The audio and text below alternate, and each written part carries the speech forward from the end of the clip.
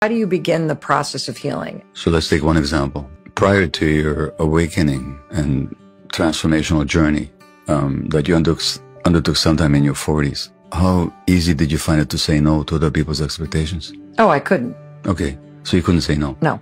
So I ask people this question. Where in your life do you have difficulty saying no? It shows up in two areas, work and in personal life. Mm-hmm. Okay? What's the impact on you of your difficulty saying no?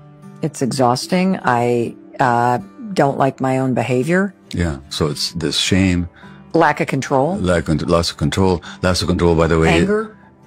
Blaming other people and making it their fault that I can't say no. Loss of control is one of the most significant triggers for stress, by the way, according to the stress literature. Well, that makes sense because we have a biological hardwired need for safety. Exactly. Which we try to achieve by controlling everything and everyone around us. Only because we learned in childhood that if we didn't, there'd be no safety. If we had learned that there was safety, we would trust the world a lot more and we wouldn't have to control. The third question is, what's your belief that keeps you from saying no? So when you had trouble saying no, what's the story? That I would get fired from my job and then we wouldn't be able to pay our bills and then we would lose our house. The weight of the world on my shoulders. Exactly. So then the fourth question is, how did you develop that story that if I say no, I'll be rejected? It was my job to make sure everybody was okay in the house and that everybody was happy.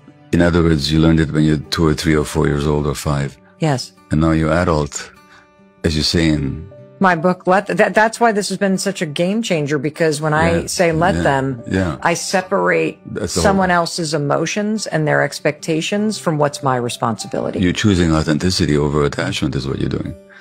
Oh, I love that. You're right. I'm staying connected to myself. That's the whole game. That's what I'm talking about here. So then the next question is, who would you be if you didn't believe that you mustn't say no?